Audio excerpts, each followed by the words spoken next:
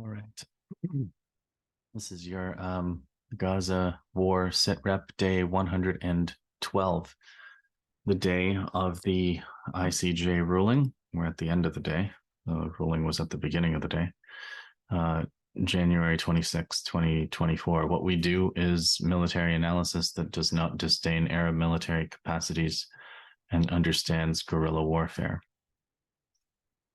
There is we already did a video on the channel about the ICJ ruling. We had Sina and Matteo come on and talk about it. You've probably also watched a lot of different takes on the ruling, so I'm not going to repeat any of that here. Instead, we're going to go back to where the issue is going to be decided, which is the battlefield. And on the battlefield, things are happening. So we're hearing that Israel is sending troops to the border with Lebanon. Apparently, Israel attacked a Hezbollah airstrip yesterday, and Hezbollah attacked a spy site, another surveillance set of surveillance equipment, a surveillance dome with a special type of missile, another anti-tank guided missile, a Cornet M, with a 10-kilometer range, and they put a camera on the missile. So it's pretty stunning footage. If you take a look, if you take a look at the footage, it's pretty amazing. Let me see if I can bring that up for you. I can't at the moment, but I should be able to in a second. Let me extract this particular. There's one. No, that's not it. Hang on. Be patient, everybody. Okay, I'm gonna share it with you now. So this is on Arya's feed, the most important feed for the past couple of days, for hands down, ARYJEAY. So you can see the missile recorded the flight path. You can actually watch the missile go directly to its target. So that is happening. We had, let's continue with Lebanon, because we've heard an attack. We've heard that the Israelis have been mobilizing on the northern front, deploying forces, helicopters, warplanes. Hezbollah has also been hitting military targets in Israel relentlessly for the past all day and all day yesterday. So this was all happening at the same time as the ICJ. Everybody was waiting and watching the ICJ, but in matters on the battlefield are definitely escalating. Another new missile introduced by Hezbollah today is called the Al-Falaq. It's an Iranian missile system. You can see that it's on the back of a truck. It has a range of 10 kilometers and a 50-kilo warhead. They're much bigger missiles, but you can see another missile that has not been deployed by Hezbollah until today. So just another example of so many capacities and capabilities that the resistance has that are yet to be seen. Along those lines, let's keep going along those lines, just continuing to talk about Hezbollah's capacities, because they also attacked, they also used a Burkan rocket and hit Arab al-Aramshe, several casualties, and rescue teams headed towards that site. And that's not all for the Hezbollah front, and Hezbollah is not the only front. But there is another, Hezbollah did another showing off of yet another ability, which was some drone footage of their aerial reconnaissance of some of the areas that they have been targeting of the Iron Dome. So remember that you may know that Israel has a system for shooting down missiles, and Hezbollah has claimed that they've been attacking that Iron Dome specifically. Anti-missile systems are some of the most complicated weapon systems in existence, because it's not just a matter of missiles, it's a matter of targeting, it's a matter of radar, it's a matter of detecting missiles that are, or missiles or airplanes that are coming in at different elevations, different trajectories, and all of these, you need specific solutions for each trajectory, each elevation, each all of these altitude, sorry, not elevation. Elevation is for ground. Altitude. So all of these factors are what make missile defense so complicated. And I've said before, that's a big part of why it's been so hard for Palestinian resistance in Gaza to have any defense against the Israeli Air Force. But Hezbollah is specifically targeting the Iron Dome now and hitting it with a range of missiles, as well as their surveillance and border outposts. Now, we'll find out more, but it looks like a major escalation on the border, possibly an invasion, where we watched and I don't think these things are entirely unrelated. I think Israel's looking to expand the war, trying to seek some kind of victory, trying to draw the US further in, and the political and legal defeat of today's ICJ ruling is only adds some kind of additional panic, some additional psychological pressure on Israel to do more of what they've been doing and make good on their threats against Hezbollah. Okay, that's the Lebanon front. Now we go to Gaza. Gaza is very interesting too. You may have seen that Hamas put out a video of some of the Israeli hostages complaining to the Israeli authorities about airstrikes, almost killing them, disgracing them, and honor, not negotiating for their release, and so on. The hostage story in Israel continues to be a major issue. Netanyahu, as I've said before on the channel, not just Netanyahu, but there's a movement in the establishment in the Israeli establishment to sacrifice the hostages, to target them and kill them along with everybody else in Gaza. And I've said before that I don't think this is going to work out quite the way the people pushing this campaign think it is. I don't think you can run a society long-term on the idea of sacrificing your people. I don't think that's good for the army either. I think this Hannibal doctrine is going to have far-reaching and devastating consequences for Israeli society. But that's for the future. For today, there's some other things that have to be reported. One of them is, and this is another really good account to follow. They call themselves Big_Brother7. And I'm just going to bring them up because there was a big attack by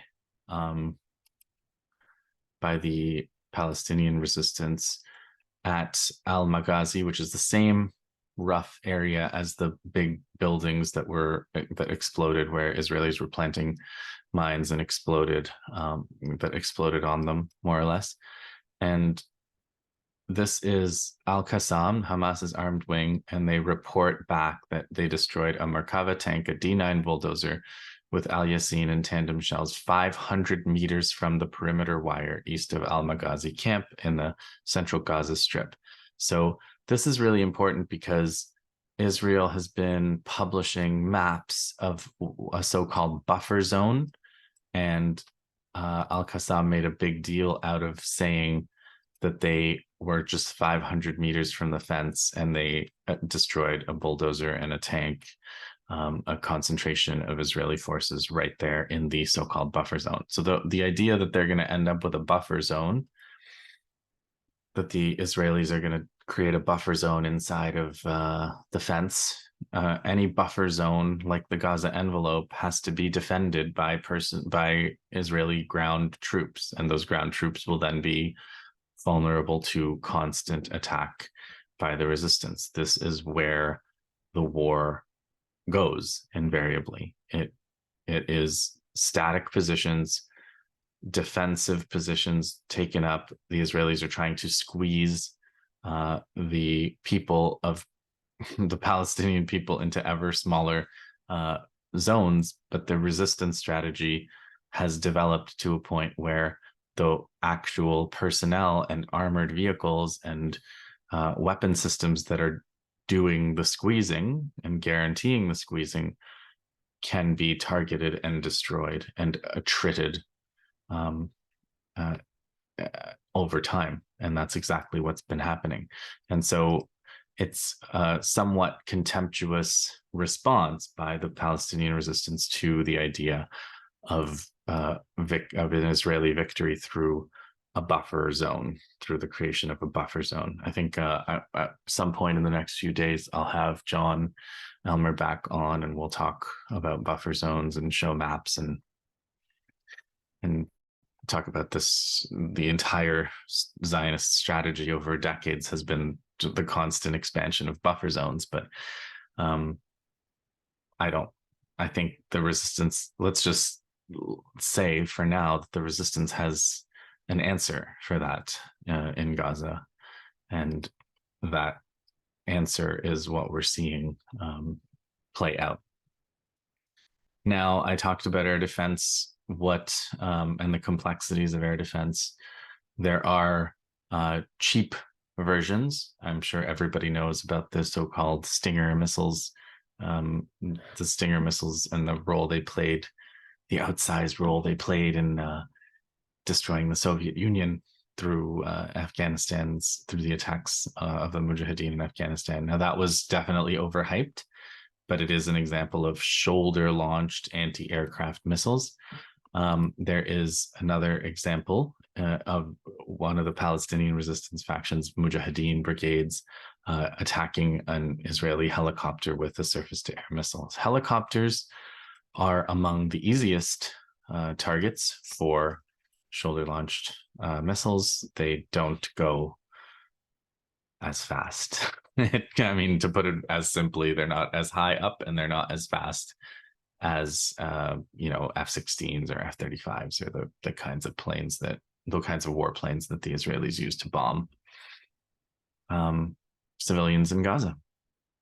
So even if there are attack helicopters that are used as the Israelis used on October 7th against Israeli civilians a lot of the times on that day, those kinds of weapons platforms, those kinds of rotary wing aircraft are vulnerable to that kind of anti-aircraft missile. Let me see if that is everything from Gaza.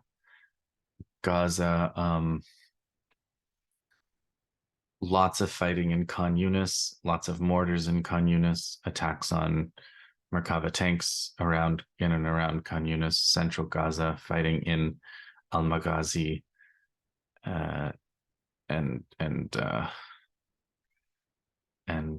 there is a huge report that the Al-Quds brigades, Al-Quds shot down a drone, but there was a really big, extensive report of all the operations that Al-Qassam did in over a week, and the number of vehicles that they hit were dozens, 50-some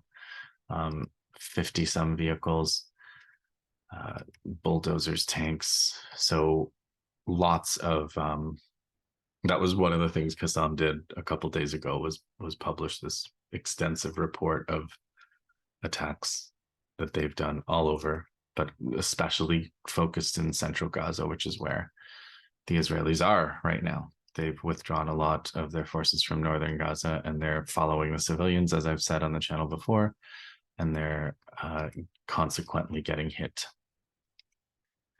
by the Palestinian resistance. Okay, now we have the Iraq front, and again, I'm saving the Yemen front for last because it is big, very big news over the past day or two.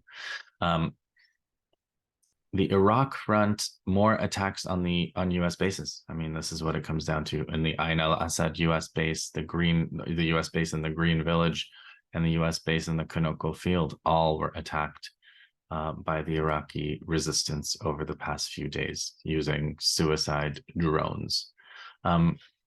Something very interesting on Iraq, which is there used to be the case that the Iraqis have been saying it's time to go. The Iraqis have been saying that it's time for the US to leave since 2003, when the US occupied Iraq. But I think I mentioned on this channel that Hassan Nasrallah of Lebanon says this now is the opportunity to get the US out of Iraq, and that he thinks that the current leader of Iraq is the person to do it. Now, every time that Iraq has said this, the US has said, no, we're going to fight ISIS. We're going to stay. We have no intention of leaving. But something changed over the past couple of days. And of course, the Iraqi resistance, constant attacks on US bases have been the reason. The US wanted a precondition. They said, we will start talking about leaving Iraq when the attacks on US bases in Iraq stop. That was their precondition. They said, we're not talking about leaving unless these attacks all stop. That condition is gone. And the US dropped preconditions that attacks against it by Iran-backed Iraqi militant groups first stop, 3 sources said. There's 2,500 troops in Iraq, and there's also the occupation of Syria. And these are both under constant attack, and the US is now talking about leaving. And I imagine that this is going to lead probably surprisingly quickly to actually leaving. I don't think the talking is going to last that long, because they're not leaving on their terms. They're leaving because they're under constant bombardment from the Iraqi resistance, which is growing in capacities and doesn't want them there. And they're coming under fire in Syria too. And they're probably gonna leave. Now, here's another one other point about Iraq, which is the US, what the US is trying to get. And on Aria's feed, there's a statement by the resistance in Iraq, which is basically warning that the Americans are going to try to get some kind of extraterritoriality, right? This is one of the things that they always try to get. And the Americans have enjoyed this in Iraq forever. This is an old colonial policy, which is that when imperialists commit crimes in the country that they have some kind of colonial relationship with, they're not judged by that country. They're judged by their own country, so that they're basically allowed to kill and rape and commit other crimes against people in Iraq and not be punished for it, which has happened over and over again over the years, over the decades. So this is the statement: any commitment from the government or its security apparatus to protect these invading killers would be a historical betrayal of Iraq and the blood of its martyrs. So the Iraqi resistance is saying not only do they have to go, but anyone who's here does not get immunity for what they've done. they really mean it when they say they need them to go. The other point I wanted to make is about Iran and about Russia. I haven't talked very much about Russia or China in these sit reps. And it's partly because I've been trying to wrap my head around what their thinking is. And I still don't know. I know that China has stopped quite a bit of their shipping towards Israel, and they haven't been trying to get into a conflict with Ansarallah in Yemen over trying to ship to Israel. I've read stories that China's doing some kind of work to rule over various dual use items for the Israeli economy, citing that they're afraid that maybe these items might be used in crimes against humanity or war crimes. So I've heard various things about China's stance, but China officially talks about the two-state solution and a lot of obsolete concepts. I think China also has a philosophy that they don't interfere in internal affairs, and they extend that to Israel as well. But and then Russia too. Russia, when you look at the official statements of Russia and they talk about a two-state solution and the need to fight terrorism, it really seems kind of stuck in a paradigm of two-state that's just Israel has dedicated its existence in the past, I don't know, 50, 70 years to preventing that from happening. And for Russia, who has so many connections to Israel and so much knowledge, should have so much knowledge. So many Russians are dual citizens, a million of them or so, I think, are dual citizens. Official Russia should know better what Israel is about and what Israel's up to, and not be stuck in this paradigm. Now, they've also argued for a ceasefire and so on. But the other thing Russia has done in the past decade or so is they have basically guaranteed that Syria, the Syrian government, the Syrian state would not be destroyed and fall to some combination of ISIS, the US, and Israel. Because Israel has always wanted the Syrian regime, the Syrian government, the Syrian state to fall. It's the Syrian state that has been the corridor for so much of the military aid that Iran has provided to Hezbollah, to the Palestinians as well. So Syria is this linchpin in this whole axis, but Syria has been devastated by the civil war that started in 2011, partitioned. Part of it is occupied by Turkey, I think, still, and part of it is occupied by the United States directly. And so, but Russia stopped the complete fall of Syria in 2015.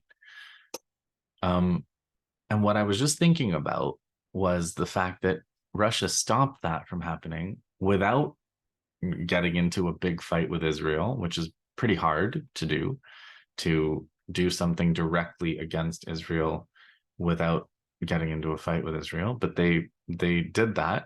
They let Israel do a degree of bombing of the Damascus airport and other targets in Damascus and assassinations in Damascus. They don't stop those, but they have stopped the US from conducting a massive air campaign that would have destroyed Damascus and given the country to the Islamic State. So Russia is in this very odd and contradictory position, but that's not the big thought that occurred to me. The big thought that occurred to me was Russia did that in 2015 after 4 years of destruction in the Syrian civil war. So my point when I say that is that it took them a very long time to conclude that they were going to take this action. It's cost them enormously. It it has cost them lives. It has cost them relations with Turkey. It's cost them relations with the US. It was a big sacrifice. It was a big decision, but they concluded that letting their ally be destroyed the way they let many of their allies be destroyed at the end of the Cold War was not worth the saving of the resources and indeed the sacrifices of lives that they could have saved by letting Syria fall. It took them 4 years, though, to come to that conclusion. But once they came to that conclusion, they stuck with it for the next 9 and counting. So if Russia looks like it's on the fence right now, that it's trying to appease Israel and not letting the axis of resistance be destroyed and call for a ceasefire and make the humanitarian arguments. It could be because Russia takes a long time to make these decisions, and then once they make the decision, they stick to the decision. It could be.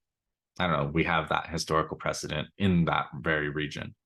And that all of that sets up this story from a couple about 9 days ago, which is about Russia and Iran preparing to sign a treaty to develop military technological cooperation. You can imagine this is coming from the Kiev Independent. You can imagine this is not something that the West is very happy about, but they're talking about Russia buying missiles from Iran, Iran providing Russia with drones to use in Ukraine, but Russia's also providing various technologies, presumably to Iran, including some advanced fighter aircraft and other things. So this is also a big deal, and I think an indicator that Russia, while not trying to jump into this mess with both feet, also has an interest in not letting this complete destruction of the axis of resistance to happen the same way they backstopped Syria. I mean, it's just I'm speculating a little bit, but there are these indicators. Now, again, I've saved Yemen for last because the most dramatic events are in Yemen. A summary from one of the commanders of Ansarallah is that over the past, since they began their operations, they've attacked, they've used 200 drones and 50 ballistic and winged missiles since they started their operations. Some of those were used in an outright battle on January 24th, just a couple of days ago, between Ansarallah and the US Navy. I don't know if I need to repeat that because there was a naval battle between Ansarallah and the American Navy in the Gulf of Aden and the Bab el-Mandeb. And the Yemenis claim that they directly hit an American vessel and they forced the American vessels to withdraw. Several of their ballistic missiles struck their targets, and the battle lasted 2 hours. So that's dramatic. And would you believe that's not the most dramatic event on the Yemen front? Because today, on the day of the ICJ ruling, it was overshadowed by the striking of an oil tanker, a British oil tanker, the Marlin Luanda, in the Gulf of Aden using anti-ship missiles. And as far as we know, the Marlin Luanda oil tanker, which was headed for Israel with oil, which Israel needs right now for their war and their economy, is on fire still. So after all of the bombing and the airstrikes, which Biden has said will continue, even though they aren't working in the sense of deterring stopping the Houthis. After all of those airstrikes and the airstrikes to come, the Ansarallah is still hitting US and UK ships that are trying to force the straits and go to Israel through the blockade. They're trying to run the blockade that Ansarallah has set up. And they're getting hit. Naval vessels are getting hit, and now an oil tanker has been hit. So there's inevitably going to be more escalation from the US-Israeli side, probably in the form of airstrikes, but maybe an escalation in Yemen. And so that's where we are tonight on day 100, at the end of day 112. So many events on the battlefield that put what can I say, that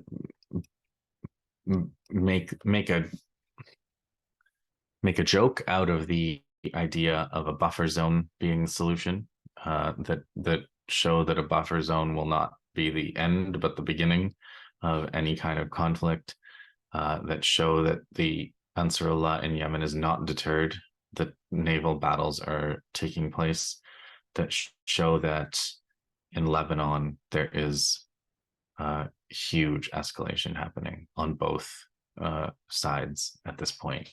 And we will probably be hearing a lot more about that tomorrow. So that's your sit rep for day 112. And like and subscribe and all of that stuff, please. And we will see you again, I'm sure, very soon.